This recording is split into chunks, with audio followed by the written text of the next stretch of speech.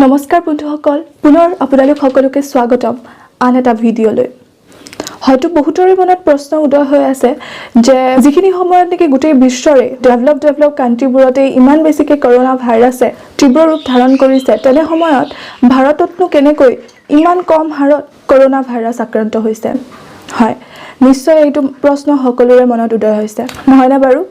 গতিকে আজি আলোচনা কৰিম সেই বিষয়ৰ ওপৰতে যে কিয় ভাৰতত কৰোনা ভাইৰাছে ইমান বেছিকৈ তীব্ৰ ৰূপ লোৱা নাই। হয়, ভাৰততকৈ ইটালী এখন অতি সৰু দেশ আৰু বহুত কম পপুলেশ্যন থকা এখন দেশ। ভাৰতত পপুলেশ্যন হৈছে 120 কোটি মানুহ, আনফালেৰে ইটালী হৈছে কেৱল 1 কোটি 2 কোটি মানুহ। গতিকে ইমান সৰু পপুলেশ্যনৰ দেশ এখনতেই যদিহে ইমান বেছিকৈ তীব্ৰ ৰূপ ধাৰণ কৰিছে, তেতিয়াহ'লে ভাৰতৰ দৰে ইমান বেছিকৈ পপুলেশ্যন থকা দেশ এখনত কেনেকৈ কৰোনা ভাইৰাছে ইমান তীব্ৰ ৰূপ লোৱা নাই? কাৰণ যিমানেই পপুলেশ্যন বেছি হয় সিমানেই তাক প্ৰতিৰোধ কৰাৰ ক্ষমতাও কমি যায়। অথচ ভাৰত ইমান পপুলেশ্যন থকাৰ পাছতো কিন্তু ভাৰতত এতিয়ালৈকে কৰোনা ভাইৰাছে ইমান বেছিকৈ আতংকৰ সৃষ্টি কৰা নাই। আচলতে কিহৰ বাবে?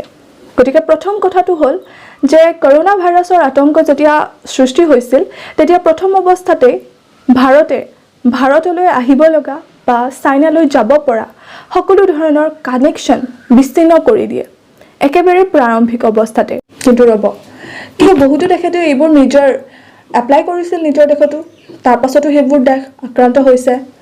ইয়াৰ দ্বিতীয় কাৰণ হ'ল ভাৰত এখন দেশ হৈছে যিখন যুৱ প্ৰজন্মৰ দেশ আৰু ইটালী এখন দেশ হৈছে যি বয়স্ক মানুহৰ দেশ।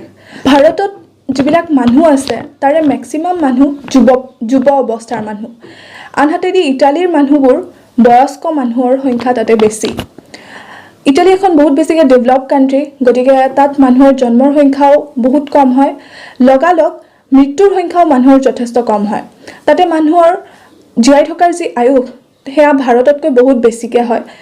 মানুহৰ এভাৰেজ জীয়াই থকাৰ আয়ুস তাতে 89, মানে 89 বছৰ তেওঁলোকৰ মানুহে এভাৰেজ জীয়াই, গতিকে তাৰে বেছিকৈ বয়স্ক মানুহ আছে।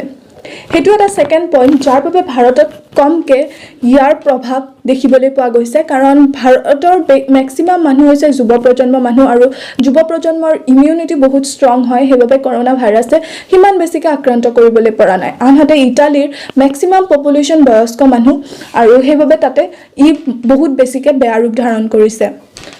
ইটালীত যিমানবোৰ এতিয়ালৈকে মানুহৰ মৃত্যু হৈছে তাৰে 90% মানুহে বয়স্ক, খুব ৰেয়াৰ কেছহে আছে যি নেকি যুৱক অৱস্থাতো আক্ৰান্ত কৰিছে আৰু তেওঁৰ মৃত্যু হৈছে। গতিকে সেইটো হৈছে ছেকেণ্ড খুব বেছিকৈ ইম্পৰ্টেণ্ট কাৰণ যাৰ কাৰণে এইটো আমাৰ ভাৰতত ইমান বেছিকৈ ইয়াৰ প্ৰভাৱ উপলব্ধি কৰিবলৈ পোৱা নাই। থাৰ্ড হৈছে বাকী যিমানবোৰ দেশ আছে, ইটালী হওক, আমেৰিকা হওক, ব্ৰিটেইন হওক, সেইবোৰ খুব বেছিকৈ ডেভেলপ কাণ্ট্ৰি, গতিকে তেওঁলোকৰ মানুহবোৰ খুব বেছিকৈ এডুকেটেড হয়, তেওঁলোকৰ পপুলেশ্যন কম হোৱাৰ লগতে তেওঁলোকৰ ইনফ্ৰাষ্ট্ৰাকচাৰ বহুত, হস্পিটেল বহুত, এই চব বহুত আছে। গতিকে তাতে পপুলেশ্যন কম, ছেইম টাইম তেওঁলোকৰ ডক্টৰ, হস্পিটেল বহুত, লেবৰেটৰী বহুত, গতিকে বহুত মানুহৰ টেষ্ট কৰা হৈছে। আনহাতে ভাৰত এখন এনেকুৱা দেশ যিখন ডেভেলপিং কাণ্ট্ৰি আৰু ভাৰতত এনেকুৱা হাৰত জনসংখ্যা আছে আৰু তাৰ সমান্তৰালকৈ সিমান হাৰত চিকিৎসালয় নাই। গতিকে ভাৰতত এতিয়ালৈকে টেষ্টটো খুব বেছিকৈ কম হৈ আছে।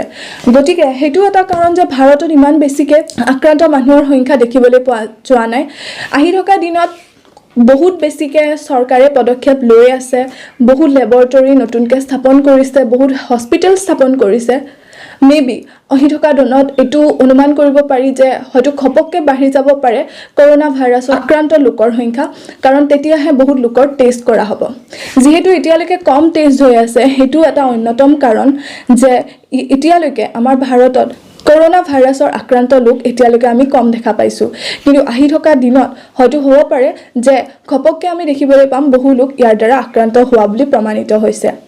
গতিকে এইকেইটাই আছিল কাৰণ যাৰ বাবে নেকি ভাৰতত এতিয়াও কৰোনা ভাইৰাছৰ প্ৰভাৱ সিমান বেছিকৈ বেয়া ৰূপ লোৱা নাই বুলি আমি দেখি আছোঁ।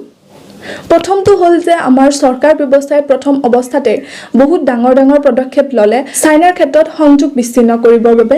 দ্বিতীয়তে আমাৰ দেশখন হৈছে এখন যুৱ প্ৰজন্মৰ দেশ আৰু তৃতীয়তে হৈছে যে আমাৰ দেশত সিমান হাৰত টেষ্ট কৰা নাই যিমান হাৰত নেকি ডেভেলপ কাণ্ট্ৰিবোৰত কৰি থকা হৈছে সেইটো অন্য এটা কাৰণ ইতিমধ্যে এতিয়া ৰিপৰ্ট আহিছে আৰু কৈ আছে চৰকাৰে যে এতিয়া আমাৰ ভাৰতৰ সিমানখিনি কেপাবিলিটি বৃদ্ধি কৰা হৈছে যে এসপ্তাহত ৮০,০০০ মানুহলৈকে টেষ্ট কৰিব পৰা যাব অন্য হাতেদি ইটালী এইবোৰত ৭০,০০০ ৬০,০০০ মানুহলৈকেহে টেষ্ট কৰি থকা হৈছিল গতিকে অনাগত দিনত বহুত মানুহৰ টেষ্ট কৰা হ'ব আৰু বহুত মানুহৰ টেষ্ট কৰাৰ ফলত কি ৰিজাল্ট আহে সেইটোহে লক্ষণীয় হ'ব গতিকে অনাগত দিনত কেনেকুৱা হয় নিশ্চয় সেইটো জানিবলগীয়া হ'ব আৰু সেই সকলোবোৰ তথ্য জানি থাকিবৰ বাবে নিশ্চয় এই চেনেলটোক ছাবস্ক্ৰাইব কৰিব ভিডিঅ'টো শ্বেয়াৰ কৰিব যদিহে জানিবলগীয়া কথা আপোনালোকে জনা বুলি ভাবিছে পুনৰ লগ পাম অতি সোনকালে তেতিয়ালৈকে শুভৰাত্ৰি জয় হিন্দ